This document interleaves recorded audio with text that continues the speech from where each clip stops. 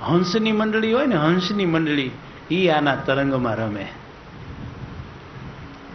પાણી ઉપર હંસ બેઠા હોય અને તરંગ આમ થતા હોય ને, તમે જોજો બતકને, હંસને જોજો તમે, એ તરંગની હારે આમ ઝૂમતા હોય. પાણી ઊંચું થાય ત્યાં ઊંચા થાય ને પાણી નીચું થાય ત્યાં નીચું. કોઈક દી તમે સરોવરને કિનારે જઈને તમે જોજો, એ પાણીના તરંગોમાં જે અંદર બધા બેઠા હોય ને પક્ષીઓ, રમતે હંસ મંડળી યસ્ય ભક્તિ તરંગેશું. મહાસાગર જેવો આ ગ્રંથ, આના તરંગમાં પરમહંસની મંડળીઓ રમે છે. પણ કાગડા કોઈ દી તમે પાણીમાં રમતા ભર્યા? એ તો બુડી મરે, એનું કામ નહીં. ગધાડાને ખારેક નો ભાવે, એ તમને ખબર? ખવાડો ઠણુક કરીને ઉડાડી મૂકશે. ઉકળે મૂકો તો તમારા દાબામાં ધીંગો થઈ જાય. એમ ઘણા જીવને કુસંગ રૂપી ઉકળો જ ગમે છે, એને સત્સંગ રૂપી ખારેક ગમતી નથી. આ સુંદર મજાની કથા એને ફાવતી નથી, નસીબ એના. પણ આપણા મહદભાગ્ય છે કે આપણને સત્સંગ મળ્યો છે. ખાવાને ભગવાને ખારેક બદામને પિસ્તા દીધા છે, શું કામ ન ખાઈ? હે, શું કામ પેટ બાળી? આવો ગ્રંથ, આવી કથા, આવું અમૃત કોણ ન પીએ? શા માટે ન પીએ ભાઈ? અદ્ભુત વાત છે. આ ભક્તિ તરંગમાં લહેરાવું, આ ભક્તિના દરિયામાં બસ ડૂબો, એમાં જ મહા आनंद છે, મહા अमृत છે. ग्रंथ की ओर हम आगे बढ़ते हैं. નિષ્કળાનંદ સ્વામીની કલમે પ્રથમ આ પંક્તિઓ લખાણી છે, રાગ સોમેરીમાં. મંગલ મૂર્તિ મહાપ્રભુ શ્રી સહજાનંદ સુખ રૂપ ભક્તિ ધર્મ સુત શ્રી હરિ સમરુ સદાય અનુપ પરમ દયાળુ છો તમે શ્રી કૃષ્ણ સર્વાધીશ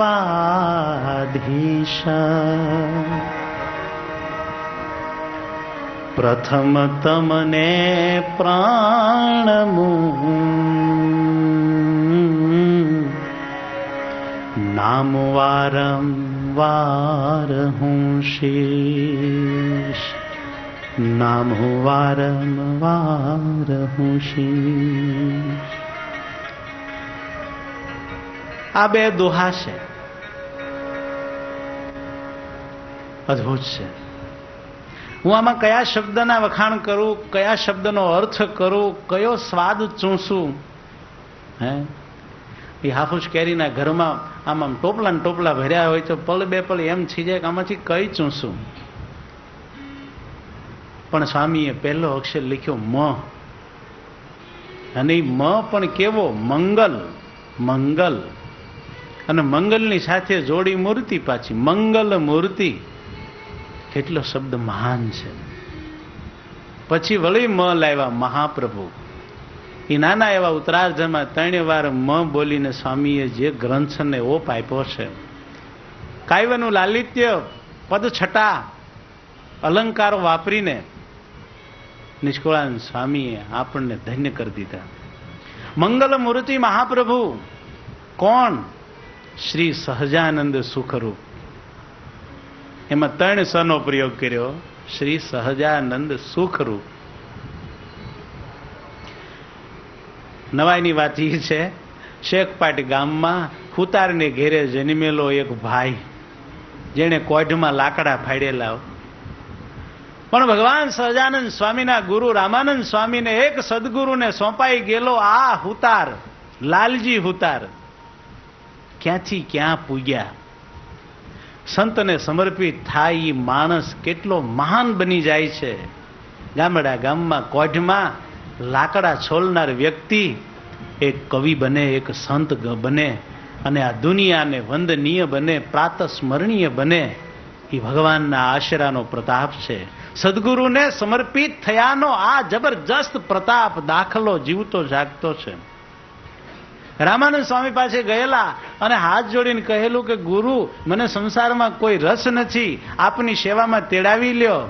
ત્યારે હસતા હસતા સદગુરુ રામાનંદજી એટલું બોલેલા કે લાલજી, હમણાં વખત નથી, જરૂર પડશે ને ત્યારે તને તેડાવી લઈશું. અત્યારે સંસારમાં જાઓ, અમારી આજ્ઞા છે, ગ્રહસ્થ આશ્રમ કરો. ગુરુની આજ્ઞા માથે ચડાવી લાલજી સંસારી થયા. કંકુબાઈ જેવી પત્નીને પરિણ્યા. માં અમૃતબાઈએ સ્નેહ જેને માથે વેર્યો છે એવા લાલજી ગ્રહસ્થ આશ્રમમાં જોડાણા. 2 દીકરા થયા છે, માધવજી ને કાનજી. સુખી સંપન્ન ઘર છે. પણ ફરતા ફરતા ભગવાન સહજાનંદ સ્વામી શેખપાટમાં પધારે છે. વિક્રમ સંવત 1860 સાલ છે અને મહારાજ એના ઘરે પધાર્યા અને આનંદનો ઉત્સવ ભાઈ ઉજવાયો છે. અને પછી પ્રભુ એમ બોલ્યા કે અમારે કચ્છ તરફ જવું છે ને ભોમિયાની જરૂર છે, તો ભોમિયો આપી દઉં. અને લાલજી પોતે ભાઈ સુંદર મજાની સોયણી કડિયું પહેરીને ઘરના માણાને કહે છે જલ્દી જલ્દી હોખડી કર. એ હોખડીનો ડબલો ભર્યો. ભગવાનને ભૂખ લાગે તો હોખડી ખવાડાય. પાણીની બચકલીજી છે, ખર્ચી ખાવા માટે પગતળીમાં 14 રૂપિયા નાખ્યા. પછી કે હાલો પ્રભુ, તક ભોમિયો તો હું પોતે. હા, આવી સેવા મળતી હોય તમારી હારે બીજાને કોણ તગડે? આ લાભ અમે ન લઈ. હમણાં હું દવાખાને ગયો તો બતાવવા છે, તબિયત એમ હતી. હરિભગત મારી હારે આવેલા. ડોક્ટરે જોઈ તપાસ્યું અને હરિભગતે પૈસા કાઢ્યા. ડોક્ટર કે હું સંતના પૈસા નથી લેતો. ત્યારે હરિભગત એમ બોલ્યા કે તમે પૈસા નહીં લ્યો ત્યારે અમને સેવાનો લાભ ક્યાંથી મળશે?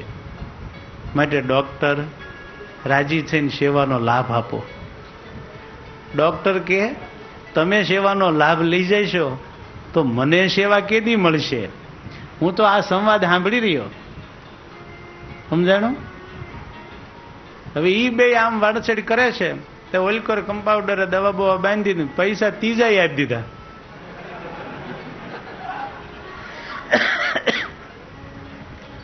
દવાના ડોક્ટરે એની તપાસના ન લીધા. નિષ્કુળાનંદ સ્વામી કહે છે કે મહારાજ તમારી સેવામાં ભોમિયો હું કોકને મોકલું, મને કેથી લાભ મળે? જિંદગીના અમુક જ દિવસ એવા હોય છે કે જે દિવસ હોનાના ગણાય છે, બાકી બધા દિવસ લગભગ લોઢાના જ હોય છે. ખરેખર કોક તાંબાના, કોક એલ્યુમિનના, પણ કોક દિવસ એવા હોય છે જે સોનાના હોય છે. અમે મુંબઈમાં એક હરિભગતને ઘરે રહ્યા ભાઈ, 8 દિવસ રહ્યા. છેલ્લે નીકળ્યા તમને વળાવવા આવ્યા, પણ એ હરિભગતે 8 દિવસ અમારી હારે ને હારે રહીને સત્સંગ કર્યો. અને જાતે જાતે મેં એને કીધું તમારા 8 દિવસ અમે બગાડ્યા તે બદલ ક્ષમા કરજો. મારો જરાક સ્વભાવ રમૂજી ને. અને તે દી હરિભગત એટલું બોલ્યા હતા કે સ્વામી જિંદગીના આ 8 જ દિવસ સુધર્યા એમ હું માનું છું. જેને તમે બગાડ્યા શું કામ કહો છો? હા, કેટલી સમજણ વાળા આ સત્સંગમાં હરિભક્તો છે. કેટલી સમજણ વાળા છે. નિષ્કુળાનંદ સ્વામી જેવા આજ પણ સંતો છે. તમે નહીં માનો, અમારા મંડળમાં 9 જણા ગ્રહસ્થ આશ્રમી બૈરી છોકરા મૂકીને આવેલા સંત છે. 9 અમારા આ જે 50-60 છે એમાં આજ પણ યુવાન અવસ્થા હોય, ઘરે રૂપવતી યુવાન પત્ની હોય અને સારા ધંધા સારી નોકરીઓ હોય અને નાના નાના ટાબરિયા હોય, પણ એ બધું મૂકી અને ભગવો ભેખ પહેરી અને આ સત્સંગને સમર્પિત થયા હોય, ભગવાન સ્વામિનારાયણને સમર્પિત થયા હોય, કોઈ સદગુરુ સંતને ખોળે બેસી ગયા હોય, એ કેટલા મહાન આત્માઓ હોય જરી કલ્પના તો કરો. થોડાક દી વેહવાળમાં મોડું થાય ત્યાં ટાંગા પછાડવા માંડે. હા, ગાંડા જેવો થવા માંડે. પથ્થર એટલા દેવ કરે કે મને કાંઈક વળગાડો બાપા.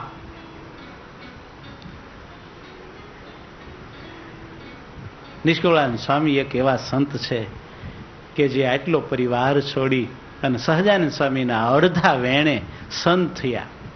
એની કથાથી તમે બધા વિદિત છો. મેં અનેક વાર આ કથા કરી લીધી છે, પણ ભક્ત ચિંતામણી જો ગ્રંથ જ્યારે હું આરંભ કરું છું ત્યારે સ્વામીની થોડીક છાંટ તો મારે આમ આપી દેવી પડે.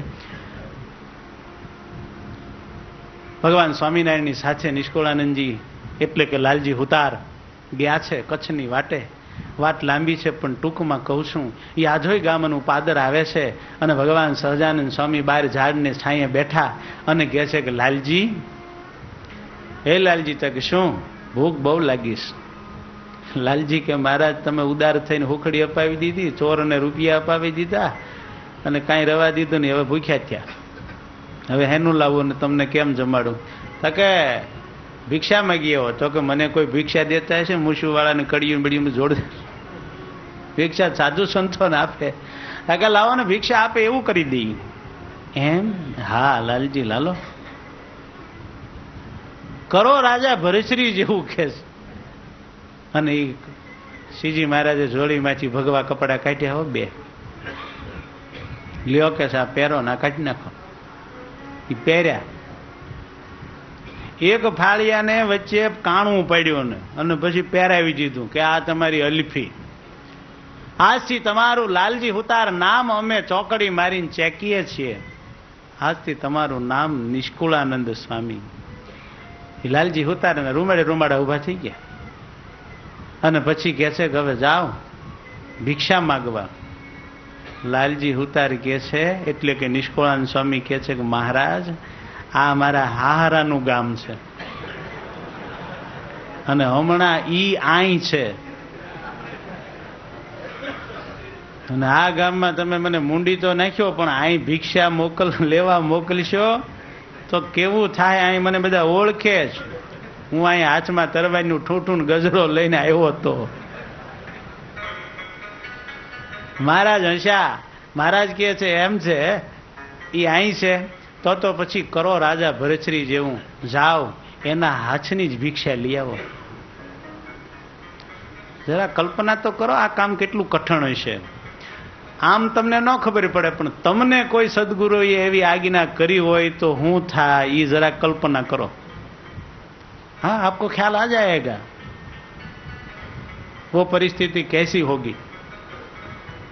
પણ ગયા આંગણે ઉભા રહ્યા અને પછી એ જે થઈ છે એ તમે કલ્પના કરી લ્યો શું થયું હોય.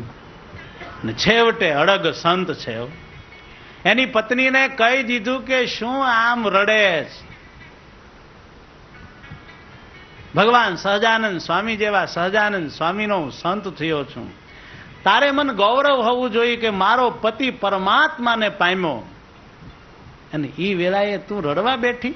એક મર્દની પત્ની થઈને આમ રોતલ વેડા કરે. અંતિમ વિશ્રામ તો મારો ને તારો પરમાત્મા જ છે. આ સંસારના મોહમાં તો હું તું કેટલા દિવસ રહેશું? એક દિવસ આપણે બધાએ ત્યાં જવાનું જ છે. મને ભગવાને વહેલું બાવડું પકડીને ખેંચ્યો, તને 5 દી પછી ખેંચશે. આપણે બધા ભગવાનના ભગત છીએ.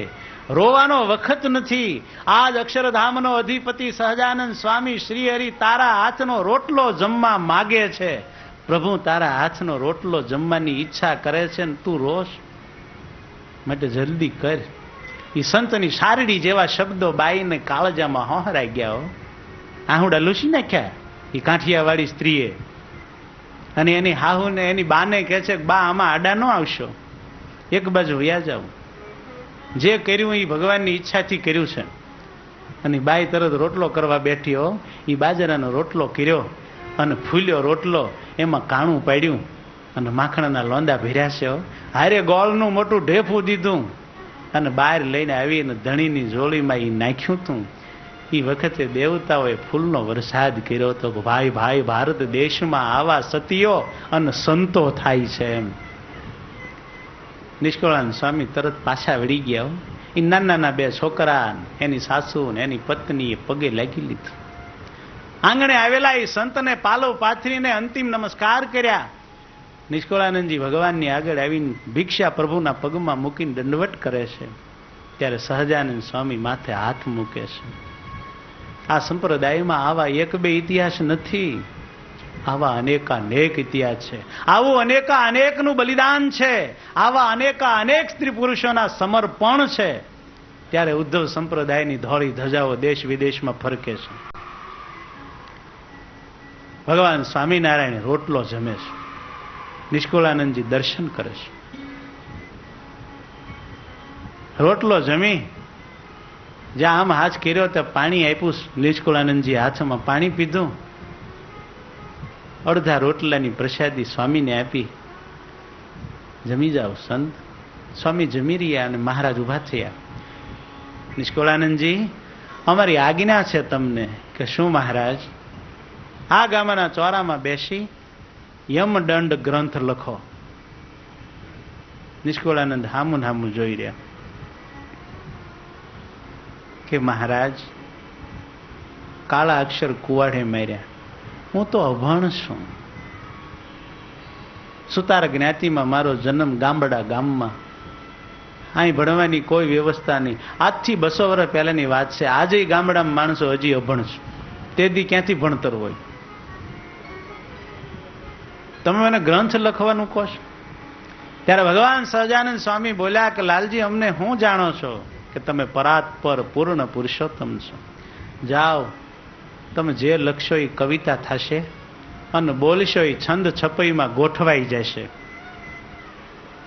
જાઓ, અમારો આશીર્વાદ છે. અને એ જ વખતે કવિત્વ શક્તિ, વિદ્વાનની શક્તિ, તમામ શક્તિઓ ખોટી નીકળી અને ગ્રંથ લખવા બેઠા. યમદંડ ગ્રંથ સ્વામિનારાયણ સંપ્રદાયના સાહિત્યનું શ્રી ગણેશ નિષ્કુળાનંદ સ્વામીને કલમે થયું. અને યમદંડ ગ્રંથ વાંચી વાંચી કંઈક નવ યુવાનોએ આ સંસારના મોહ તોડી નાખ્યા, બંધનોમાંથી છૂટા થયા, ભગવાનના મહાસ્વરૂપને પામ્યા. એ નિષ્કુળાનંદજી આ ભક્ત ચિંતામણી જેવો અદ્ભુત ગ્રંથ લખે છે.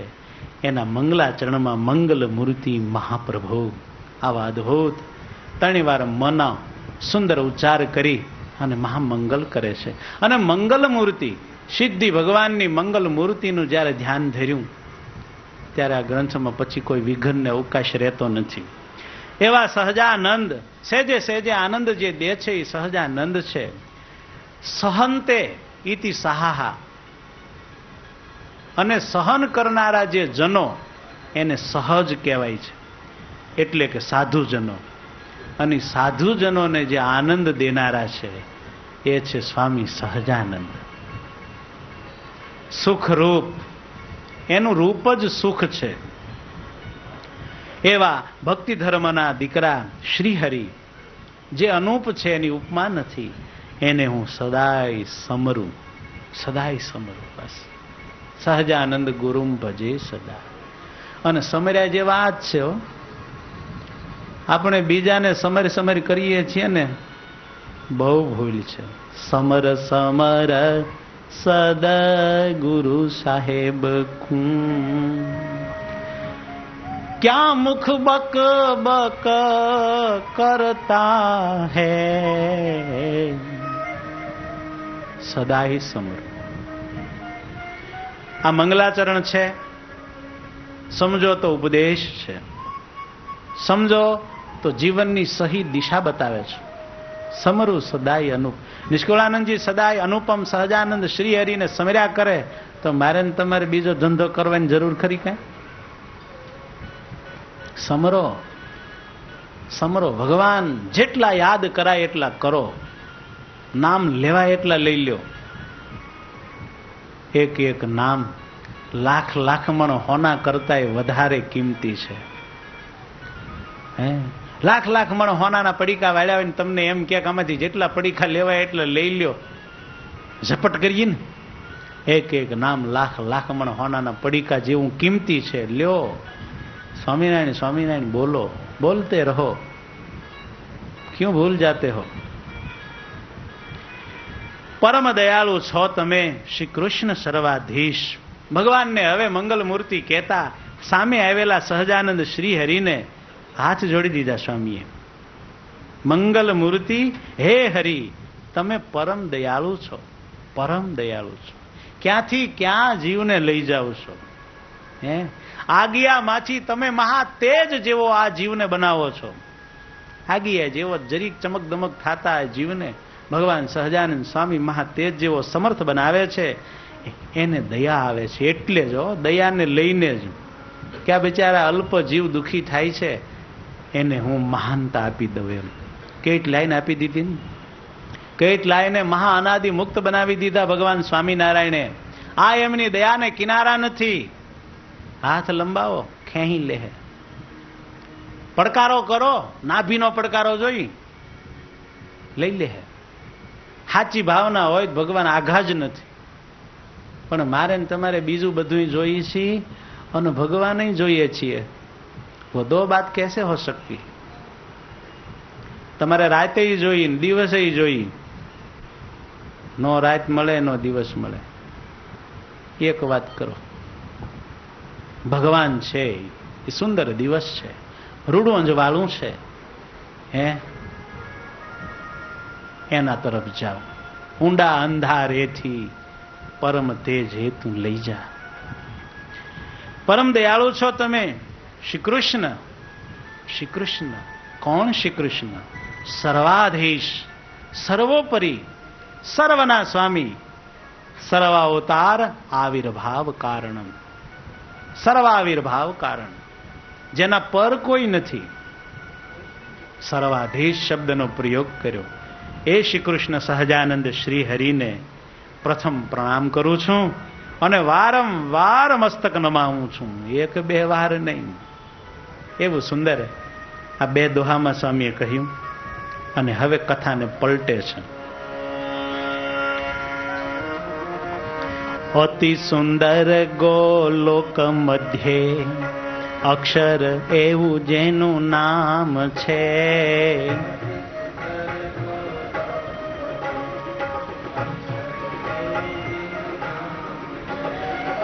કોટી સૂર્ય ચંદ્ર અગ્નિ સમ પ્રકાશક દિવ્ય ધામ છે.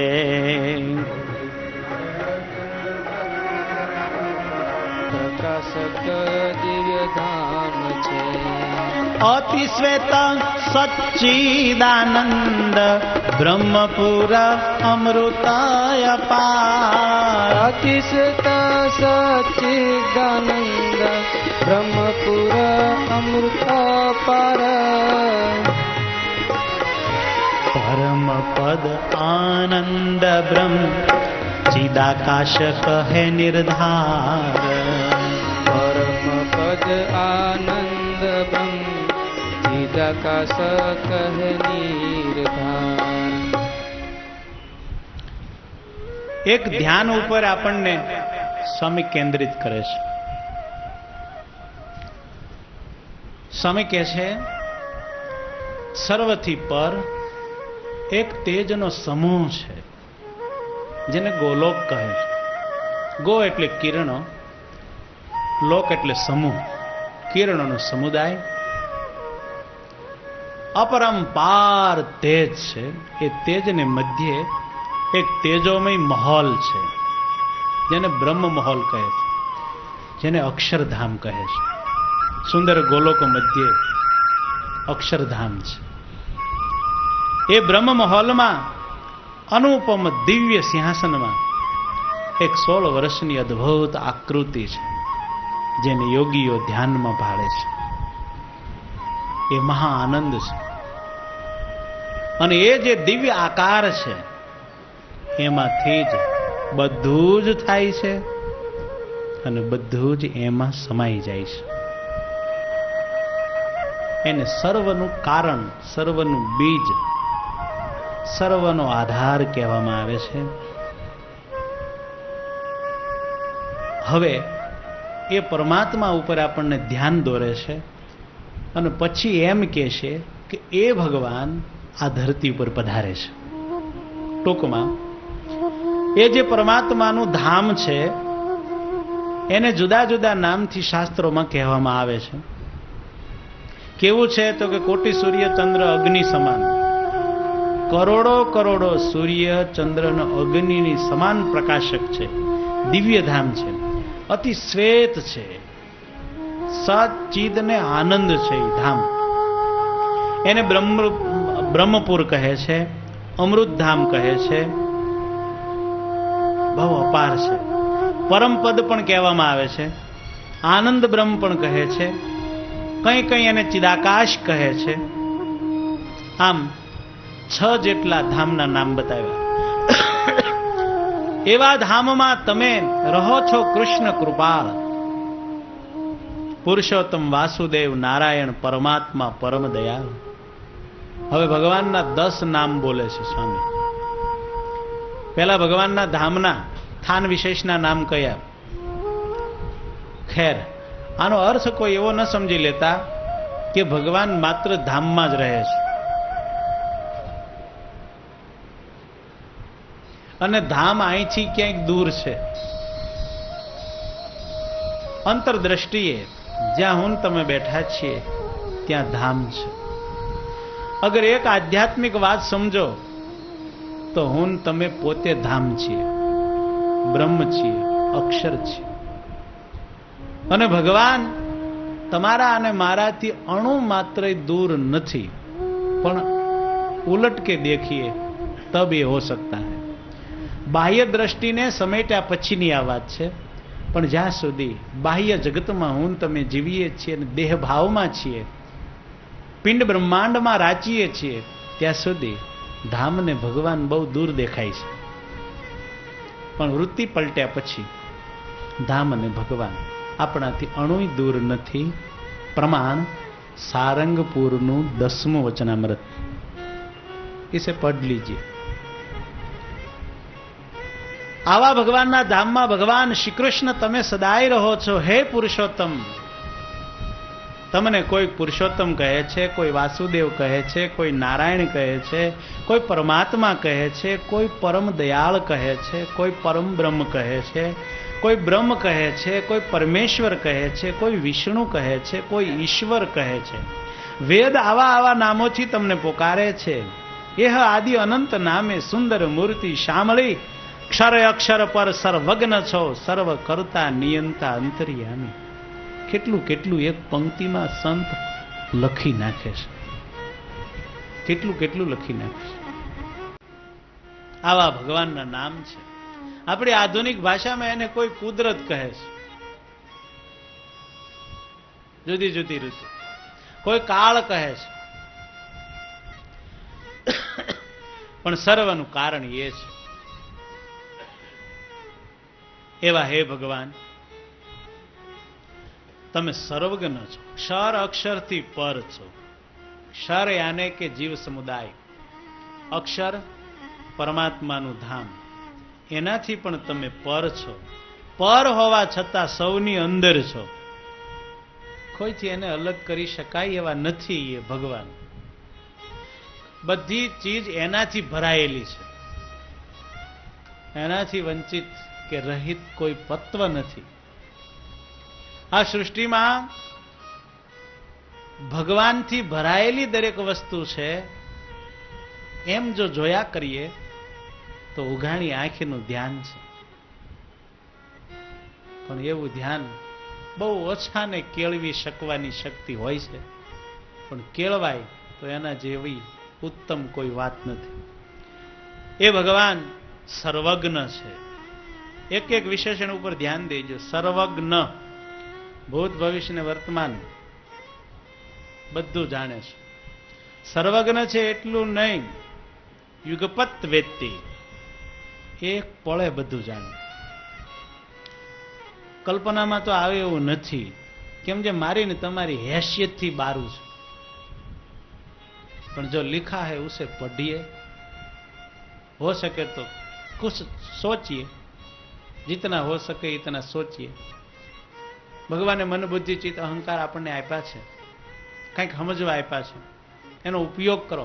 માથું મગજ છે ને એને ભગવાને મન બુદ્ધિ ચિત્ત અહંકાર આપણને આપ્યા છે, કંઈક સમજવા આપ્યા છે, એનો ઉપયોગ કરો.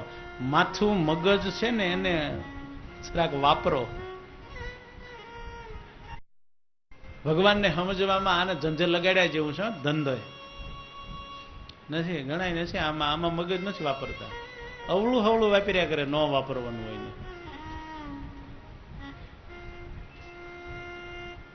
સર્વજ્ઞ છે ભગવાન. એક પળે બધું જાણે છે. તૈણે કાળનું બધાનું